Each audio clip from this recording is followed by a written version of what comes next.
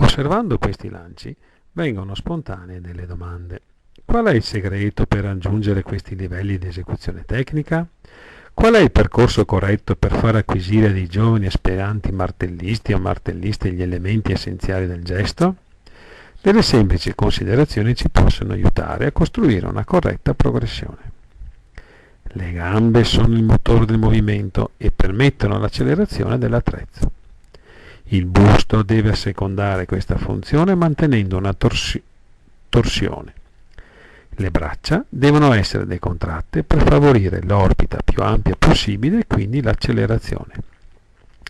La testa deve restare al centro del triangolo formato dalla linea delle spalle con quella delle braccia per non disturbare il sistema composto dall'atleta con l'attrezzo.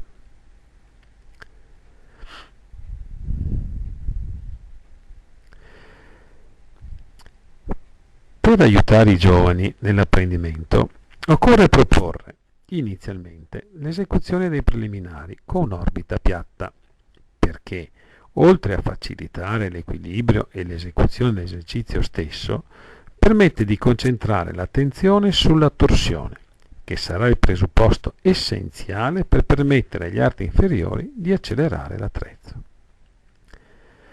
Quando alla partenza il busto è in torsione, l'atleta ha il tempo per inserire le gambe e produrre un impulso di forza che armonicamente si sommerà a quello che arriva dal preliminare. Ecco spiegato perché conviene iniziare con esercitazioni che insegnano ad eseguire un preliminare che io chiamo basso e piatto, prima verso destra e poi verso sinistra. La rotazione dell'attrezzo deve avvenire mantenendo il busto con un angolo più chiuso rispetto a quello delle anche. Pure gli arti inferiori saranno leggermente piegati per favorire stabilità ed equilibrio.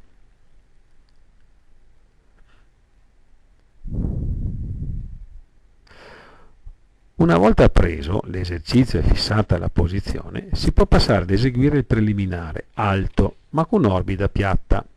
Questo perché faciliterà l'inserimento delle gambe e la centratura nelle fasi successive. L'esecuzione dovrà avvenire sia verso destra che verso sinistra. In questo momento sarà utile curare anche la decontrazione delle braccia, soprattutto quando si distendono.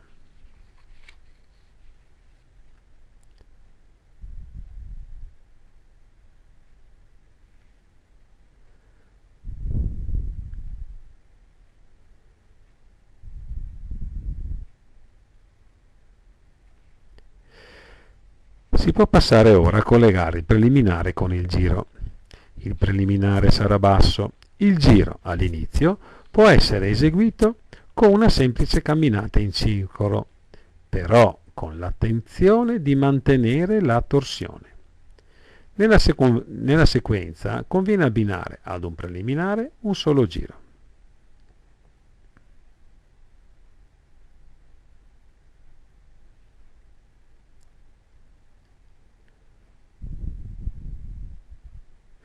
Lo stesso esercizio potrà essere eseguito successivamente con la meccanica corretta dei piedi, ma con un martello che rotola sul terreno, il rotolino, in modo da avere tempi di lavoro controllati.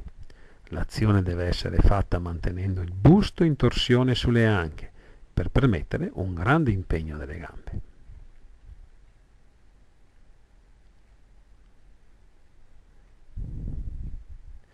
Il passo successivo sarà nell'inserimento del preliminare alto e piatto, con un solo giro, da ripetere in sequenza, in modo da verificare costantemente il mantenimento del busto nella posizione arretrata rispetto alle anche. Apparirà evidente che chi non rimane composto e fermo con la parte superiore del corpo non riuscirà ad eseguire correttamente la richiesta.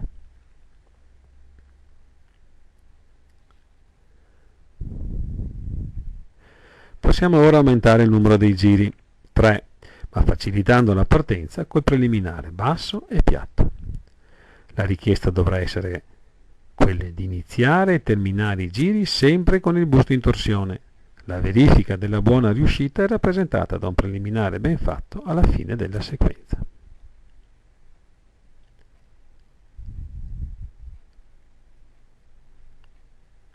L'esercizio viene ripetuto con il preliminare alto ma piatto, mantenendo il rispetto delle stesse attenzioni tecniche del precedente.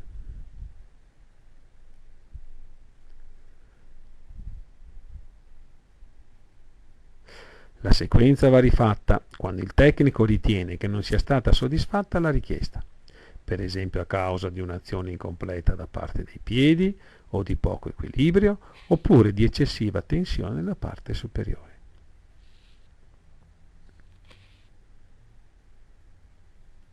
L'esercitazione che si vede ora, con preliminare basso e piatto, alternato a 2 giri, eseguito con una sola mano, quella dalla parte della rotazione, si propone gli stessi obiettivi già precedentemente evidenziati, ma con un accento più marcato sullo sviluppo della capacità di percepire una grande ampiezza, sia del raggio che dell'orbita. Si ripete naturalmente il tutto con il preliminare alto ma piatto.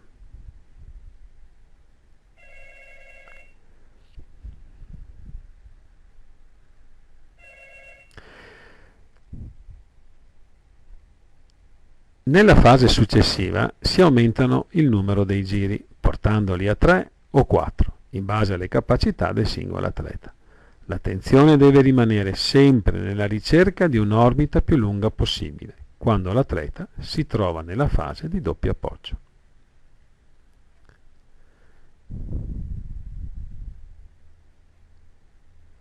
Un ulteriore rinforzo all'obiettivo prefissato avviene con questa progressione, in cui l'atleta deve passare da un'impugnatura ad una mano a quella a 2 mani, e poi ancora una mano e così via ogni 2 giri.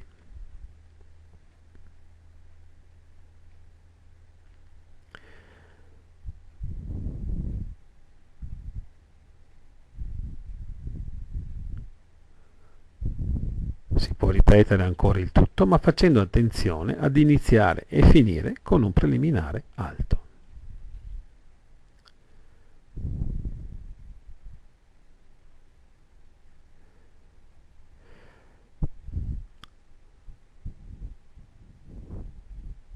Dopo tutto questo lavoro addestrativo si può entrare in pedana e creare il trasferimento delle sensazioni già acquisite nel lancio vero e proprio, utilizzando degli esercizi di lancio. Ad esempio, si può partire con preliminare, basso e piatto e eseguire i 3 o 4 giri della tecnica prescelta, ma con una sola mano, quella corrispondente alla direzione della rotazione. L'altra mano si unisce solo per eseguire il finale, qualche istante prima dell'arrivo a terra del piede di spinta dell'ultima fase di anticipo. Come facilmente si può vedere, questo esercizio costringe l'atleta ad iniziare il movimento con gli arti inferiori, se il busto è rimasto in torsione. Chi invece non riesce avrà sempre il martello avanti e non troverà il tempo per unire le mani ed eseguire così un finale corretto. Per eseguire correttamente la richiesta si dovrà cercare un discreto caricamento sugli arti inferiori e ruotare in equilibrio sull'asse di rotazione. Particolare attenzione deve essere dedicata all'armonia del gesto, al rispetto del ritmo. Questo significa lasciar correre l'attrezzo nella sua orbita ottimale senza strappi o disturbi vari.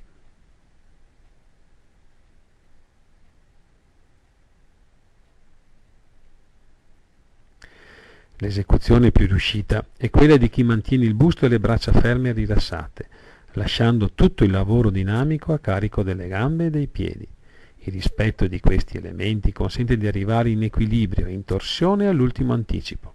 Solo nella fase finale e successivamente all'ultimo impulso degli arti inferiori il dorso e le braccia intervengono per un ulteriore incremento dell'accelerazione. L'esercizio di lancio successivo sarà lo stesso, ma con un preliminare alto. Le rotazioni ad una mano determinano un impegno di forza ridotto dalla parte superiore del corpo e costringono i giovani principianti a fissare la loro attenzione al rispetto dei tempi di spinta, inserendo il lavoro delle gambe in modo armonico e quindi libero da eventuali disturbi tensivi di busto e braccia. Il beneficio di un raggio ampio sarà facilmente percepito, e così pure l'importanza di ruotare attorno al perno del movimento, che è l'arto che esegue il tacco punto. Il valore di queste proposte risiede, a mio avviso, nella possibilità di mettere il giovane aspirante martellista nella condizione di sentire ed eseguire le richieste che il suo allenatore dovrà fare nel percorso didattico finalizzato all'apprendimento degli aspetti fondamentali del lancio del martello. L'obiettivo da raggiungere è quello di lanciare bene e possibilmente lontano. Tutta la proposta vuole essere un aiuto a far sentire quello che serve per raggiungerlo. Il lancio completo con i preliminari e 3 o 4 giri sarà la verifica finale del percorso effettuato. Chiaramente non è automatica l'applicazione degli esercizi fissati nella fase addestrativa. Ci vorrà del tempo per ripetere, trasferire e applicare in modo dinamico le sensazioni percepite. Ma con pazienza e perseveranza si può arrivare a lanciare con una tecnica evoluta e proficua.